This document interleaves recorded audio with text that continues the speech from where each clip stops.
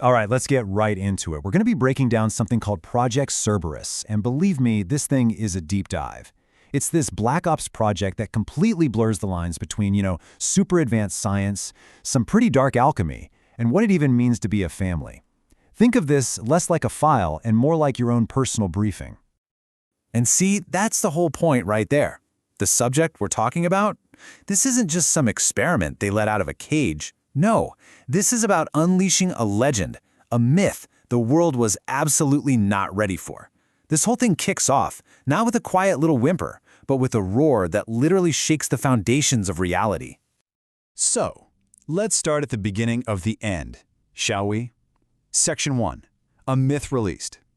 We're jumping right into that exact moment. The myth is uncaged, and you can just feel the entire world holding its breath. So picture this. It's the year 2060. We're in a dark, remote forest somewhere in Massachusetts.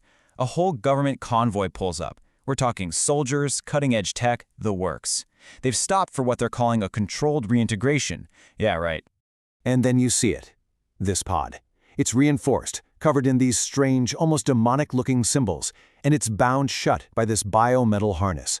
Then with a hiss, it just opens. Steam pours out, and the air smells like ozone. And inside is you, the ultimate predator, born from a mix of science and, well, hellfire. And the second your feet, your bare feet, touch the soil, the world, it just reacts. The grass underfoot burns black, only to instantly regrow, but now it's shimmering silver. This isn't just about being free. This is a fundamental shift in the world. You are literally rewriting the laws of nature. But how in the world did we get here, right?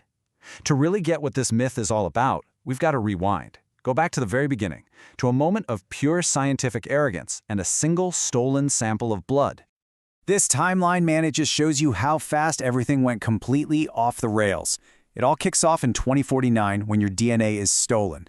Just a year later, you've already tracked the scientists to some hidden lab.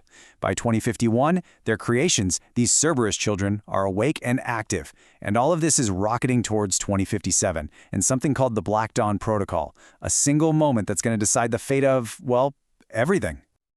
So what was the point of all this? What was Project Cerberus actually trying to do? It was this insane Black Ops experiment to build the ultimate Triform Guardian, a living, breathing gatekeeper for the world's most dangerous bioweapon vaults. They tried splicing together feline, canine, and human DNA, but the hybrids kept falling apart. They were missing one key ingredient: your unique regenerative genome, your blood. Your blood was the missing piece of the puzzle. Okay, so they stole the genome. What happened next? Well, that's where things get really interesting.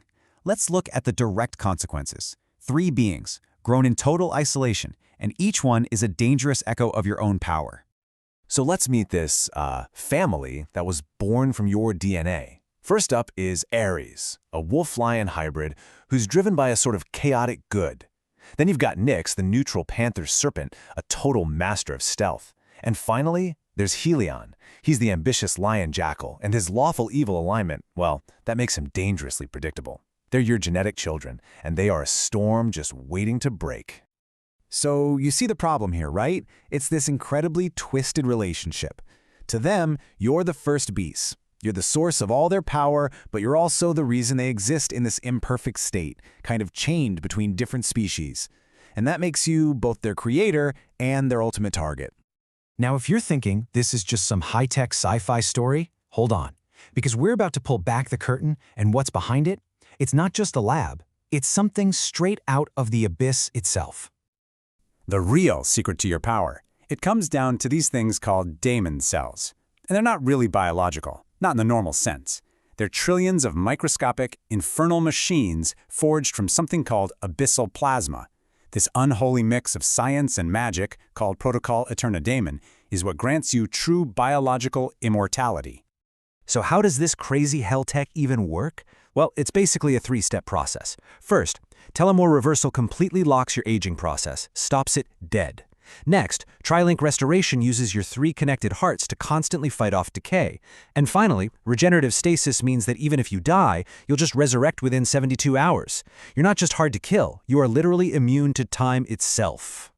But, and this is a big but, even this kind of immortality has an Achilles heel. Pure, consecrated energy can actually disrupt the daemon cells and break them apart.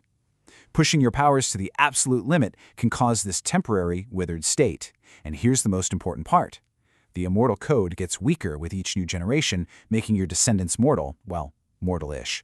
They're still incredibly long-lived. So you've got the stolen blood, the hybrid kids, this insane infernal power, and it is all leading to one single, massive prophesied event. A moment where your entire bloodline has to make a choice between becoming gods and just ceasing to exist. And that event is called the Black Dawn phenomenon. The prophecy says that when all of your descendants' Damia cells hit a perfect resonance, the whole bloodline will transcend their physical bodies. They'll migrate to the underworld and become these eternal guardians of its gate. Pretty wild, right? Fast forward to 2057, we're at a place called Lionheart Bastion. All your children are there. You can feel the energy building. Then, Asmodrax, your telepathic son, confirms it. Everything is ready to go. The moment of truth. It's here. And here we are, the final act, the big one. Section 6, a king's final choice. You're faced with ultimate power, a divine destiny for your entire family, and you have to make a decision that will change everything. So the choice is laid out right in front of you, crystal clear. You can embrace your destiny, lead your family into godhood in the underworld, and leave the mortal world to fend for itself, forever. Or you can sacrifice all of that divinity. You can sever the connection, anchoring them to Earth to become humanity's unseen guardians. In your choice, it all comes down to that one thought. You choose mortality. You choose to be a guardian.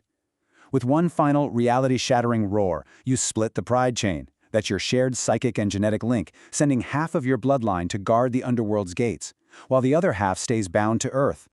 And that's really the question that hangs over this whole story, isn't it? You give up being a god for humanity's sake. You choose to stay and guard the dawn. It really makes you ask, when destiny calls and you have the power to become eternal, what's the true price you pay to stay, in some small way, human?